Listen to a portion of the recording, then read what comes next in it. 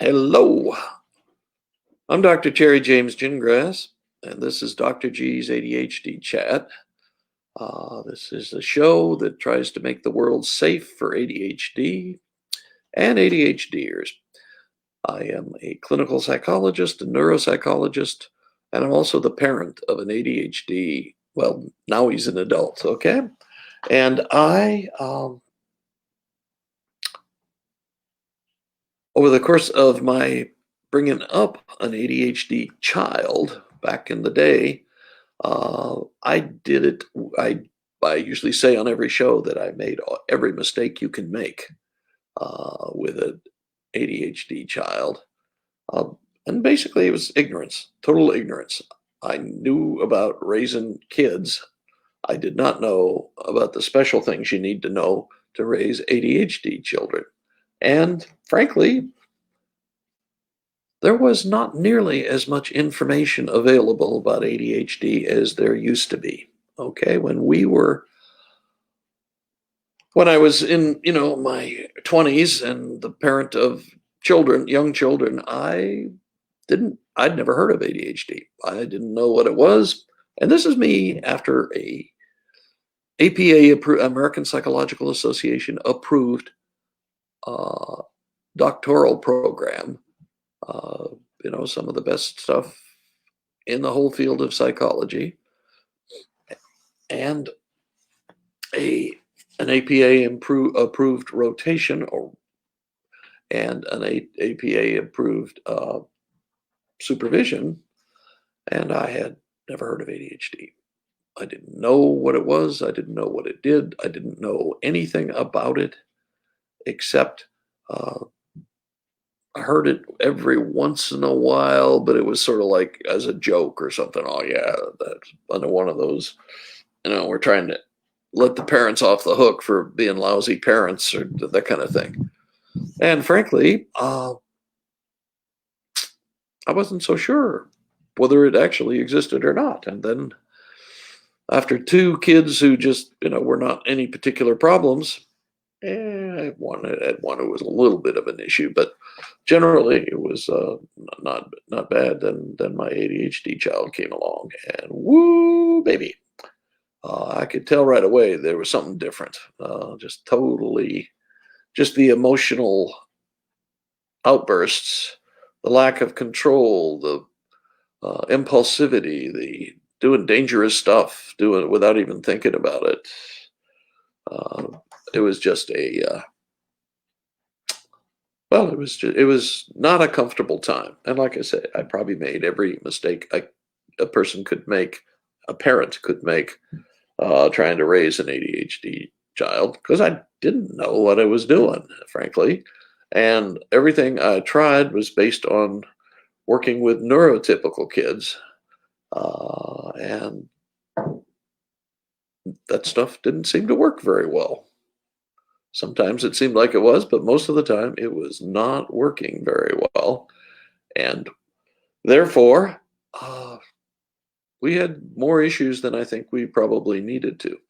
And my whole purpose in doing this show is to make it so you out there don't have the same issues that I had, and that you can raise your ADHD child a little easier with fewer disruptions and fewer blow-ups and that sort of stuff.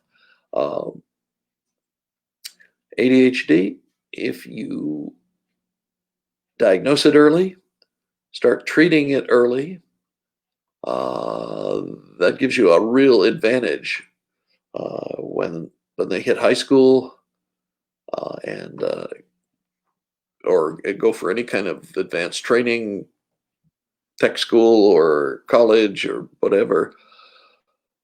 That gives you a real advantage and a real likelihood that you're going to come out of it all right. That your child's going to do pretty well, because by that time he or she should have learned how to adapt and adjust, and what the things you got to do to compensate for ADHD are, and that is priceless. There's not enough money in the world to make up for how much easier that makes your life.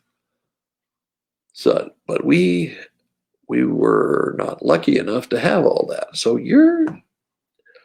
I'm not, when I'm talking about this, I'm not meaning that you're never going to have a problem. If you just, follow my recommendations. I do not mean that at all, because you're still going to have some issues. ADHDers are blessed or cursed, depending on your point of view, with an attention system that's different from the neurotypicals. And neurotypicals are all the people who basically don't have ADHD. And these folks, they can be brought up with compliance. They can be brought up paying, doing what they're told and when they're told to do it and all that stuff. ADHDers, not so much. They have what's called an interest-based attention system. This is primarily the Dodson writing about this sort of thing, but it resonates with everything I've ever done with ADHD families. And whether I mentioned it or not earlier, I have more than 35 years working with ADHD families, adults, children, spouses, that sort of thing. And I do a lot of executive coaching with ADHD entrepreneurs. And there are a whole bunch of those, because that's their sweet spot, if you will. They do well as entrepreneurs, and there are, well, if they learn to compensate for some things. The the numbers vary, but some people are saying as much as 70 or 80% of all entrepreneurs have ADHD. And I would not dispute that. I think they easily have that much. I mean, I'm interested in, well, I'm trying to get my message out here with this stuff. So I started going to what I used to call internet marketing. Now we're calling it knowledge commerce. But basically, it's selling what you know on the internet. You run into a lot of people who are entrepreneurs when you do that. And I have yet to go to a conference where I wasn't at some point or other surrounded by a bunch of people asking me questions about ADHD, as they've got it or their son's got it, which probably means they've got it too. Just all sorts of things like that. And they, well, it's just, the odds of that sort of thing in any group of people are not that high. But I mean, it's just, these people are all entrepreneurs. And like I say, they're interested in knowing what's going on, what we know about ADHD, but they are, most of them, successful as entrepreneurs. So there's some hope there. But ADHDers are special. They're different. And we, as parents of ADHDers, need to learn how to handle them appropriately, so that the ADHD doesn't totally disrupt their lives. Okay, that's why I do this show. Not getting paid for it, just doing it as a freebie. I actually don't mind doing a show like this, but my goal is that folks get better at raising ADHD kids, so that when they leave home, they are leaving home under good terms, with good self-esteem, and readiness to use their unique abilities to think outside the box to help us all out. Because that's what it's all about. We are all in a compliance-based system. The education system is compliance-based. Uh, Most jobs are compliance based. Uh, Pretty much everything we do all day long in our society is compliance based on the idea that you do what you're told when you're told to do it, and you get it done when it's expected, and that ensures a society that can be productive. The problem is it also ensures a society that gets bogged down in bureaucratic mucky muck periodically and just frustrates the heck out of ADHDers or anybody who thinks outside the box. Um, and I think one of the things we need to be aware of is that the people who change the world are not compliance based thinkers. They're not the folks who do what they're told. They're the folks who think outside the box, think about, I wonder what would happen if, and go on from there. That's that's a great title. I got to get that down. So, like I said, ADHDers change the world. People who think outside the box change the world. They are the ones who are considering what would happen if I just did this, or wonder what would happen if we did this instead of that. I wonder what would happen if we just tried this thing instead of what we've been told to do. And sometimes that ends beautifully with lots of um, challenges met, shall we say, and new procedures, new products generated, and that's what we hope for. That's what we're trying to do with our kids, our ADHD kids, and so I'm trying to help. I hope I can help people have a better understanding of ADHD and know what to what to do. I mean, and it's not going to be perfect. It's never going to be perfect. Okay, uh, ADHDers are impulsive. They go off suddenly, and uh, you want to be able to handle that. But you also need to understand that you're not going to be able to handle it perfectly. There's no way. So just do the best you can. Uh, But the thing you want to make sure is that you let them have their spirit. You let them have their creativity. You encourage all of that, and you so that they come to adulthood with some self-esteem left.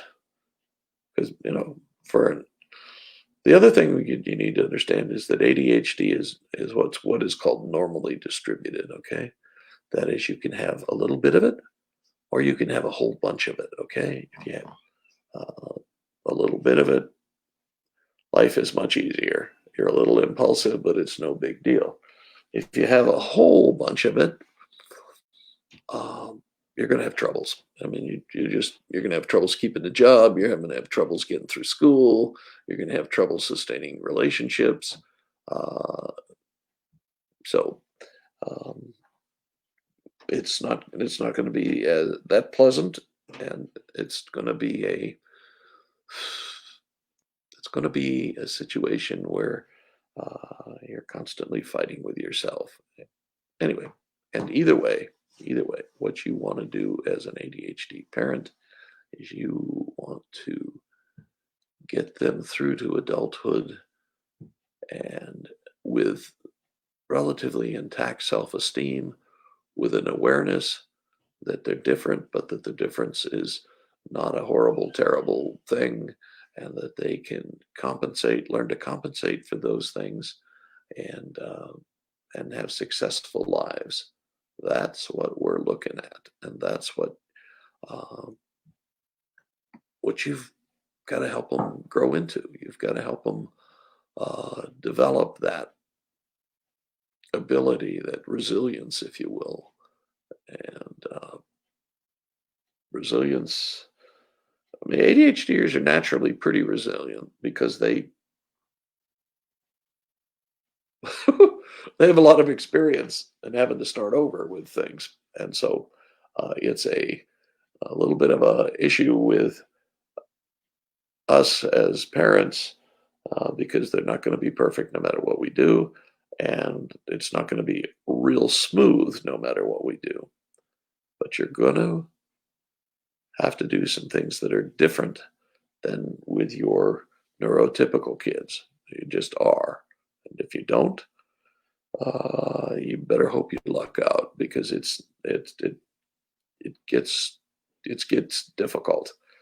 Uh, ADHDers who are not treated have a higher incidence of substance abuse than folks who are neurotypical, and they have a greater incidence of relationship problems, divorces, that sort of thing. They have a greater incidence of difficulties holding a job.